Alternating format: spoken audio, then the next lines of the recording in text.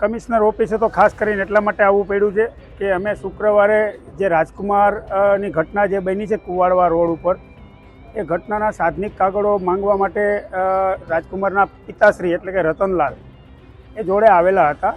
કારણ કે એને અહીંયા કાગળો કેવી રીતે મેળવવા શું છે એટલે આમ નબળા પડતા હતા. એટલે મને કે એક એડવોકેટ તરીકે તમે સાથે આવો, એમની સાથે હું ગયેલો અને કાગળો મેળવવા માટે અરજીઓ કરેલી. એમાં 2 અરજીઓ રહી ગઈ હતી, એટલે કે એક બોડી ઇન્ક્વેસ્ટ પંચનામું તેમજ પ્રથમ વખત થયેલું PM નોટની નકલ આ રહી ગઈ હતી. એટલે અમે સાહેબને કીધું, સાહેબ આ 2 નકલ કહેતા હોય તો આ જે અરજીઓ છે એમાં જ લખી નાખી નીચે, ના એ કે અલગથી તમારે આપવી જોઈએ.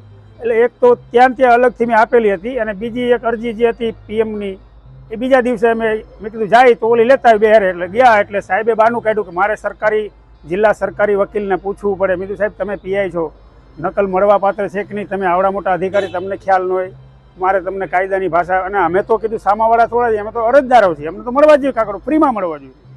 એ તો એને બાના કાઢ્યા કે ભાઈ એમાં હું પૂછી લઉં, એક દિન તમારું શું જાય અને કાલે આવવાનું પરમ દિવસ. એટલે આજે 4 દિવસથી ધક્કા ખવડાવે છે. અને આજે અમે સીધા AGPને એટલે કે જિલ્લા સરકારી વકીલને મળવા ગયા તો એને મળ્યા નહીં, એટલે ફોન ઉપર વાત કરેલી. એટલે એને મારી ઘરે રેકોર્ડિંગ છે એમનું. એમને એમ કીધું ભાઈ મારે સાહેબ જોડે વાત થઈ ગઈ, મળવા પાત્ર છે. પછી અમે સાહેબને ફોન કર્યો, મેં કીધું સાહેબ AGPએ તો કીધું મળવા પાત્ર, તો હવે તમે શું કામ પોલીસ સ્ટેશને 2 કલાક બેઠા પછી ફોન કર્યો હતો કે ભાઈ હવે મળવા પાત્ર છે કે એને ભલે કીધું આપવાનું આપવા મારે જોવાનું છે. આવો ઉદ્ધતતાપૂર્વકનો જવાબ PI આપેલો છે. એટલે અમે CP સાહેબને DCP સાહેબને મળવા આવ્યા છીએ, સજ્જનસિંહ પરમારને. એમને પણ 3-4 દિવસથી ફોન કરું છું, એ પણ ફોન ઉપાડતા નથી. ભલે કોઈ કામકાજ હોય ન ઉપાડે, પણ આજે રૂબરૂ મળે શું અહીંથી જવાબ મળે છે એ જોવાનું રહ્યું. કાગળો નથી આપતા ને એટલે 100% આપણે કહી શકીએ કે ક્યાંક ને ક્યાંક દાળમાં કાળું છે, એવું કહી શકીએ. હા, અને બીજું કે જે પ્રથમ કાગળો આપ્યા એમાં ફોરેન્સિકના જે કાગળો ઉતાવળે અપાઈ ગયા ને એમાંથી જે નવા જે અમુક ઇસ્યુ ઊભા થયા કે ભાઈ લાકડીથી માર મારેલો છે, એમના ગુદ્દામાં નિશાન છે, આ બધા જાહેર થયું. એટલે એને કદાચ કોઈ ઉપરના અધિકારીઓએ એવું પણ સૂચન કર્યું હોય કે ઉતાવળમાં કાગળો શું કામ આપો છો, હવે પછીના કાગળો આપવામાં અમારું રેફરન્સ લેવો. આ કારણોથી કદાચ PI કાગળ ના આપતા એવું પણ આપણે કહી શકીએ.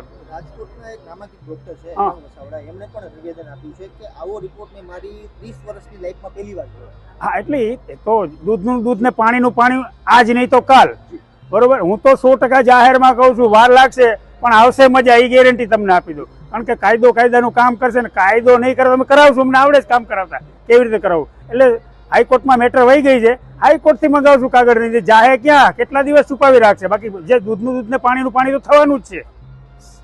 કમિશનર ઓફિસે તો ખાસ કરીને એટલા માટે આવવું પડ્યું છે કે અમે શુક્રવારે જે રાજકુમારની ઘટના જે બની છે કુવાડવા રોડ ઉપર, એ ઘટનાના સાધનિક કાગળો માંગવા માટે રાજકુમારના પિતાશ્રી એટલે કે રતનલાલ એ જોડે આવેલા હતા. કારણ કે એને અહીંયા કાગળો કેવી રીતે મેળવવા શું છે એટલે આમ નબળા પડતા હતા. એટલે મને કે એક એડવોકેટ તરીકે તમે સાથે આવો, એમની સાથે હું ગયેલો અને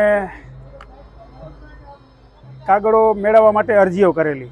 એમાં 2 અરજીઓ રહી ગઈ હતી, એટલે કે એક બોડી ઇન્ક્વેસ્ટ પંચનામું તેમજ પ્રથમ વખત થયેલું PM નોટની નકલ આ રહી ગઈ હતી. એટલે અમે સાહેબને કીધું સાહેબ આ 2 નકલ કહેતા હોય તો આ જે અરજીઓ છે એમાં જ લખી નાખી નીચે, ના એ કે અલગથી તમારે આપવી જોઈએ.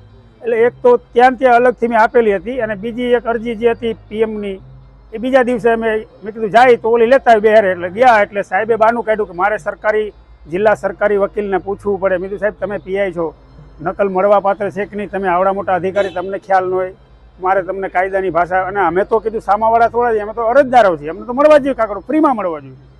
એ તો એને બાના કાઢ્યા કે ભાઈ એમાં હું પૂછી લઉં, એક દિન તમારું શું જાય અને કાલે આવવાનું પરમ દિવસ. એટલે આજે 4 દિવસથી ધક્કા ખવડાવે છે. અને આજે અમે સીધા AGPને એટલે કે જિલ્લા સરકારી વકીલને મળવા ગયા તો એને મળ્યા નહીં, એટલે ફોન ઉપર વાત કરેલી. એટલે એને મારી ઘરે રેકોર્ડિંગ છે એમનું. એમને એમ કીધું ભાઈ મારે સાહેબ જોડે વાત થઈ ગઈ, મળવા પાત્ર છે.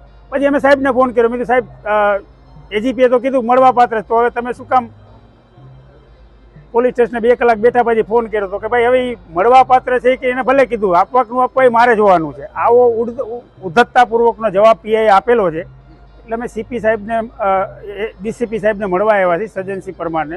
એમને પણ 3-4 દિવસથી ફોન કરું છું, એ પણ ફોન ઉપાડતા નથી. ભલે કોઈ કામકાજ હોય ન ઉપાડે, પણ આજે રૂબરૂ મળે શું અહીંથી જવાબ મળે છે એ જોવાનું રહ્યું. કાગળો નથી આપતા ને એટલે 100% આપણે કહી શકીએ કે ક્યાંક ને ક્યાંક દાળમાં કાળું છે, એવું કહી શકીએ. એટલે રાજકીય પ્રેશર. હા, અને બીજું કે એને જે પ્રથમ કાગળો આપ્યા એમાં ફોરેન્સિકના જે કાગળો ઉતાવળે અપાઈ ગયા ને એમાંથી જે નવા જે અમુક ઇસ્યુ ઊભા થયા કે ભાઈ લાકડીથી માર મારેલો છે, એમાં ગુદ્દામાં નિશાન છે, આ બધા જાહેર થયું એટલે એને કદાચ કોઈ ઉપરના અધિકારીઓ એવું પણ સૂચન કર્યું હોય કે આ ઉતાવળમાં કાગળો શું કામ આપો છો, હવે પછીના કાગળો આપવામાં અમારું રેફરન્સ લેવો. આ કારણોથી કદાચ પીઆઈ કદાચ કાગળ ના આપતા એવું પણ આપણે કહી શકીએ. એમ રાજકોટના એક નામાંકિત ડોક્ટર છે હા. વસાવડા, એમણે પણ નિવેદન આપ્યું છે કે આવો રિપોર્ટ મેં મારી 30 વર્ષની લાઈફમાં પહેલી વાર જોયો. હા, એટલે એ તો દૂધનું દૂધ ને પાણીનું પાણી આજ નહીં તો કાલ. બરોબર, હું તો 100% જાહેરમાં કહું છું, વાર લાગશે પણ આવશે મજા, એ ગેરંટી તમને આપી દઉં. કારણ કે કાયદાનું કામ કરશે ને કાયદો નહીં કરે તમે કરાવશું, અમને આવડે જ કામ કરાવતા કેવી રીતે કરાવવું. એટલે હાઈકોર્ટમાં મેટર વહી ગઈ છે, હાઈકોર્ટથી મંગાવશું કાગળ નહીં. જાહેર ક્યાં કેટલા દિવસ છુપાવી રાખશે, બાકી જે દૂધનું દૂધ ને પાણીનું પાણી તો થવાનું જ છે.